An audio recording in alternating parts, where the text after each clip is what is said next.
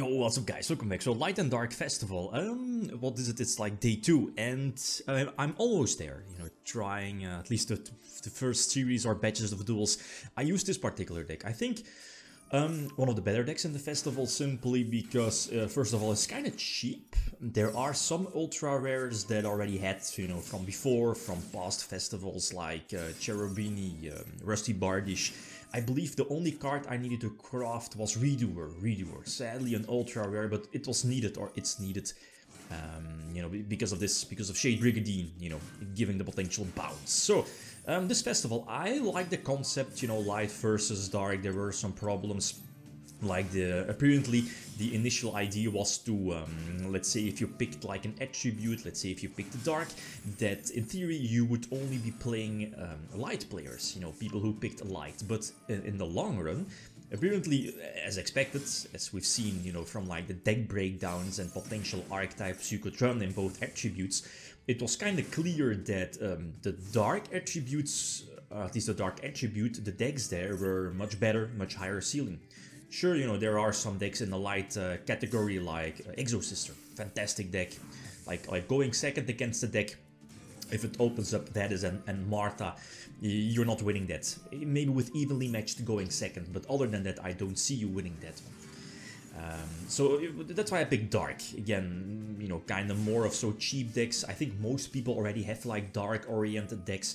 Stuff like Drytron is light, and you know, not a lot of people do have Drytron or crafted it when, you know, after the first few months of Master Duel. So again, for whatever reason, yeah, the thing, okay, I'm a huge fan of this, like of these festivals, of these events, but the balance needs to be better. There are some cards that you'd think, like, why is it legal? It just doesn't make sense. For example, Anaconda for, you know, Enforcer. I think every dark deck can spam, like Dark World, Phantom Knights, or whatever, any deck can basically main deck like a small Destiny Hero package and go for Anaconda into Phoenix Enforcer. Why? I'm not a huge fan of that, but again, if you can, you know, you should definitely run it. I mean, any 2 effect monsters is Destiny Hero Phoenix Enforcer. Because again, it kind of forces your opponent to run the kaijus. And again, okay, they're light kaijus, there is a dark kaiju.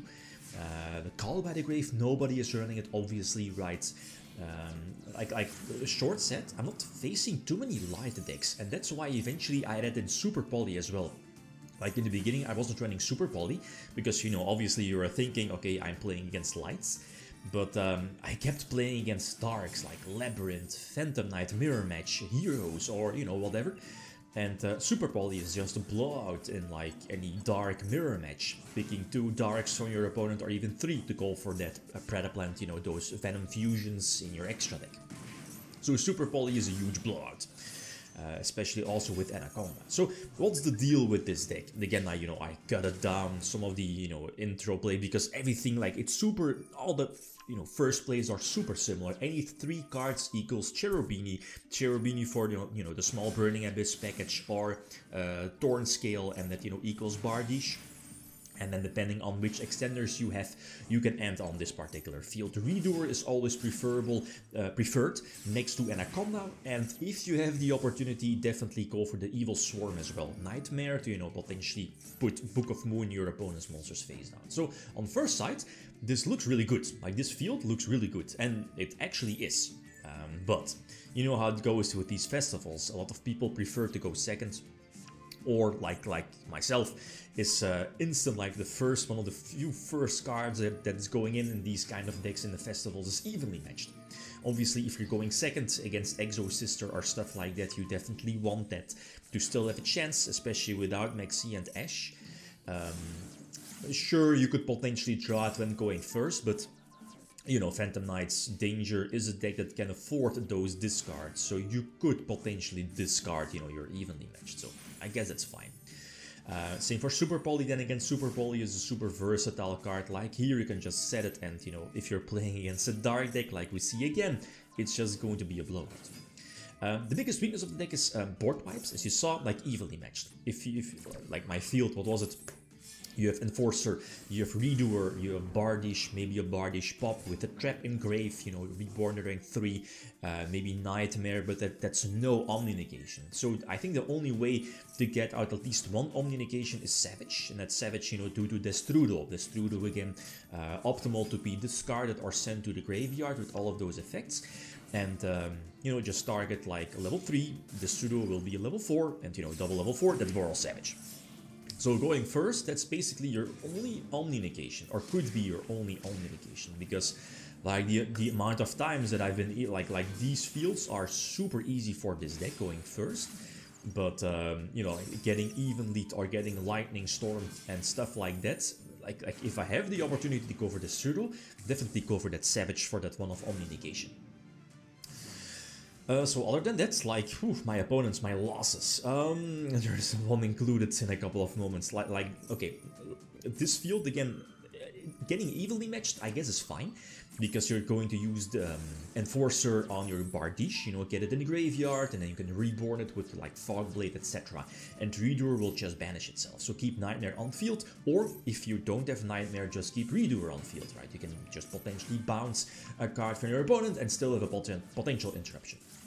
Like here, no clue, maybe the Evil Swarm Nightmare did come in clutch. I mean, okay, it's like a Dark Lord deck, potentially putting Superbia and stuff like that face down. Then again, you know, what is it, Morningstar because of the Tribute Summon? I don't know. So it is what it is. So again, the standard board, like these boards for the deck, are so easy. And again, if your opponent does not have evenly matched or droplet, and yeah, like my few losses were, let's say, like evenly matched, and then against Blackwings getting evenly matched, and they open double Whirlwind, you know, stuff like that. And then you take a look at their deck list, and then they run like one evenly matched, like numerous times, like a lot of times, you know, stuff like that happens. This is the last one, and I think this is one of the last duels from yesterday as well. It's like, why is this legal? You know, Flower Guardians, it's a deck that's, you know, it's super vulnerable to hand traps, but if it goes off, it goes off, and it takes so much time. Like a ridiculous amount of time. I have no clue how, like no exaggeration, 10 minutes? Like 10 minutes I was, you know, doing other stuff, and you know, if Flower Guardians can go unharmed, it's basically an FTK. But I was like, well, I do have Super Poly, so let's see what, you know, what I could potentially do. So, you know, fast forwarding and like short set, the deck is basically ending on triple Omni Negation. What is it, the higher level Synchro? Like I played Flower Guardians like years ago.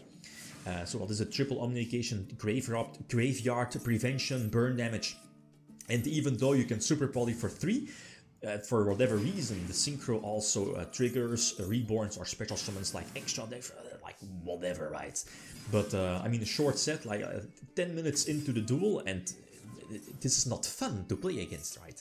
So short set, I like these events, but there needs to be like the ban list. There are, you know, some cards need to be on there as well. I'm looking at, for example, here Enforcer or Anaconda, mainly Anaconda. And then, you know, there's other degenerate stuff as well, but that I'm probably overlooking now. But yeah, anyway, so this is the current deck list. I'm probably going for the light attribute, you know, for the other missions as well. So, okay, what deck are you running? Let me know. Suggestions are also definitely welcome. Okay, guys, that's it. Thanks so much. Feel free to leave a comment or like if you enjoyed the video. Leave them signing out. Peace.